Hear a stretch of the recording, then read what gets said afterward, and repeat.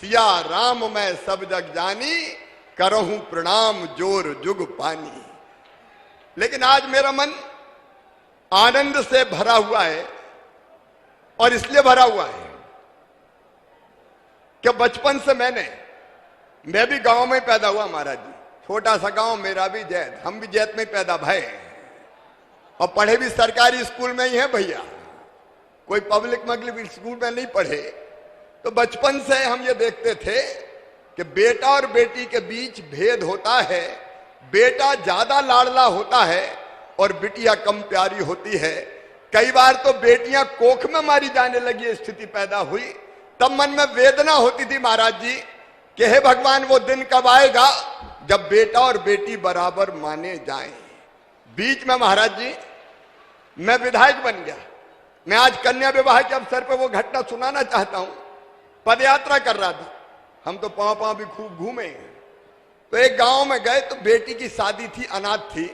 तो गांव के लोगों ने कहा कि आप विधायक हो, बिटिया की शादी का इंतजाम करवा दो, सरकारी सहायता दिलवा दो, इसके माता पिता नहीं है। तो मैंने कहा शादी कब है? बोले परसों ही है। मैंने कहा सरकारी सहायता में तो बरसों लग जाएंगे। और तभी मन में भाव आया, क्या एक शादी हम नहीं कर सकते? और उस बिटिया की शादी अपने मित्रों के सहयोग से की तो इतना आनंद प्राप्त हुआ, मैं उसका शब्दों में बयान नहीं कर सकता। लेकिन उसके बाद फिर हमने महाराज जी क्रम शुरू किया। हमारे क्षेत्र की जो निर्धन बेटियां थी उनके विवाह का मित्रों के सहयोग से। और मुख्यमंत्री बनते ही महाराज जी सबसे पहली योजना मैंने कोई बनाई तो इस योजना का नाम था मुख्यमंत्री कन्या विवाह योजना।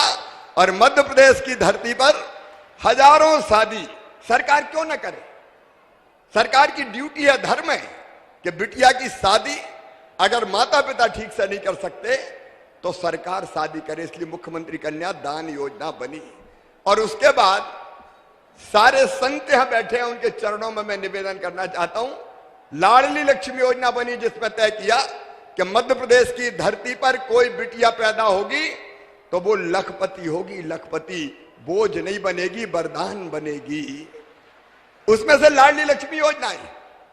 मैं उसमें ज्यादा समय नहीं लगाता, सबको पता है मध्य प्रदेश वालों को 44 लाख लाडली लक्ष्मी बेटियां आज मध्य प्रदेश की धरती पर हैं, जिनकी शिक्षा दीक्षा से लेकर सारा इंतजाम भगवान की कृपा से सरकार करती है।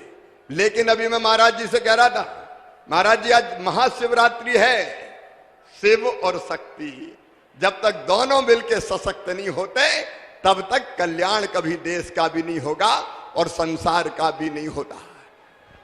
इसलिए एक भाव मेरे मन में आया कि हमारी बहनें सशक्त होनी चाहिए, क्योंकि बहनें सशक्त तो प्रदेश सशक्त, प्रदेश सशक्त तो देश सशक्त। और फिर हम भी तो भैया है, जब बेटियों के मामा भय तो बहनों के भैया भय के नहीं भय, तो बहनों के भैया है। खिलाने में करेगी, परिवार को मजबूत बनाएगी। कभी पतिदेव को भी जरूरत पड़ गई तो आज तो वो मांगने वाली है, दे दो 100 रुपया 200 रुपया। और कई बार पति की डांट भी खा लेती, चल नहीं है, लेकिन वो पैसा बचा के रखेगी तो वक्त बेवक्त जरूरत पड़ेगी तो पतिदेव से भी कहेगी कि ले आओ, ये रखें ले जाओ, उनका काम भी चला देगी। और सास बहू का प्रेम भी बढ़ जाएगा। सासू जी कहेगी हर महीना 1000 रुपया आ रहे तो बहुए भी घी चुपड़ी रोटी खुआओ।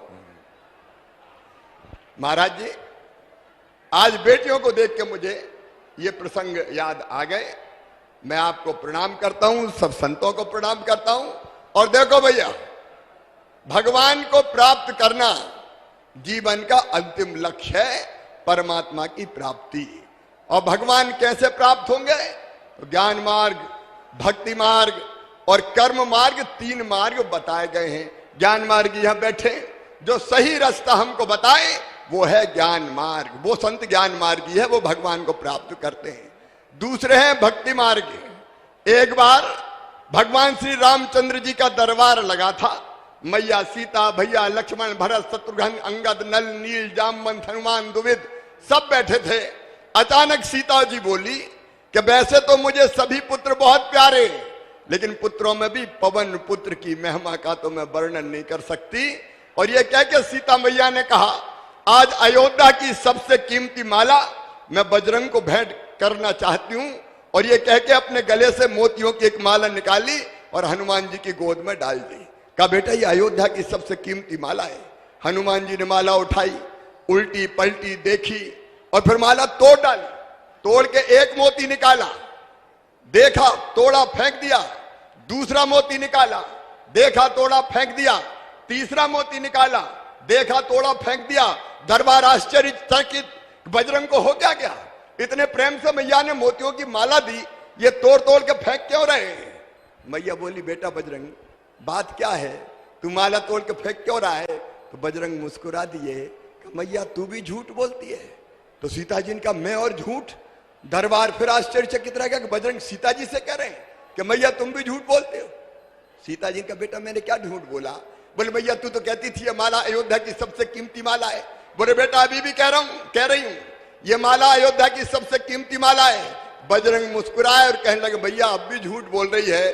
अरे मेरे लिए तो कीमती वो है जिसमें मेरे भगवान श्री राम रहते हो, जिसमें मेरी मैया सीता निवास करती हो। और मोती तोड़ तोड़ के देख रहा हूं, ना तो कहीं भगवान राम दिखाई दे रहे, ना मैया सीता दिखाई दे रही है, इसलिए बेकार समझ के फेंक रहा हूं। एक खड़े हो गए दरबार में, बजरंग क्या उसी चीज से प्यार करते हो जिसमें भगवान राम और सीता रहते हो?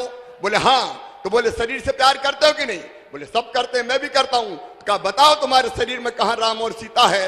तो कहते हैं भरे दरबार में बजरंग ने सीना चीर दिया और सारे दरबार ने देखा कि भगवान राम और सीता हनुमान जी के हृदय में जो चलते हैं वो भगवान को प्राप्त होते हैं। लेकिन भैया अपन ठहरे ग्रस्त, गरीब, मध्यम वर्गीय, तो एक मार्ग और संतों ने बताया, वो है कर्म मार्ग।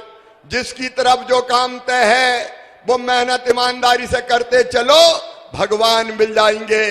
अगर किसान है अन्न उत्पादित करे, अगर कर्मचारी है तो ईमानदारी से लोगों के काम करे, डॉक्टर है तो बीमारों का इलाज करे, और नेता है तो हवाला घोटाला बेईमानी ना करे, ईमानदारी से जनता की सेवा करे, तो परमपिता परमात्मा मिल जाएंगे। लेकिन बागेश्वर धाम तो ज्ञान, कर्म और भक्ति का त्रिवेणी संगम दिखाई दे रहा है। यहां जितने सेवा के काम आपने सोचे, मैं आपका अभिनंदन करता हूं मध्य प्रदेश की जनता की तरफ से। आपका संकल्प है गौशालाओं का किसान भी गाय बांधे, केवल गौशाला नहीं। आपका संकल्प है धर्म के प्रचार का, कैंसर हॉस्पिटल का, यह पवित्र संकल्प है। मैं संकल्प को प्रणाम करता हूं और सचमुच में आज बेटियों के इस विवाह में आके मैं अपने आप को धन्य अनुभव कर रहा हूं। अपनी बेटियों को, भांजियों को मैं आशीर्वाद भी देता हूं। आशीर्वाद तो संत देंगे, मैं तो यही कहता हूं मामा की दुआएं लेती जा, जा तुझको सुखी संसार मिले। ये हमेशा सुखी रहें, इनका मंगल हो, इनका कल्याण हो, कभी तुम्हारे पांव में भी कांटा ना गड़े। बालाजी भगवान से भी यही प्रार्थना करते हुए मैं अपनी बात समाप्त करता हूं। मेरे साथ एक बार फिर बोलिए, सियावर रामचंद्र की, पवन सुत हनुमान की, उमापति महादेव की, बालाजी भगवान की, बागेश्वर धाम की, धर्म की, अधर्म का नाश हो, प्राणियों में सद्भावना हो, विश्व का कल्याण हो, भारत माता की जय हो, गौ माता की जय हो। हर हर महादेव।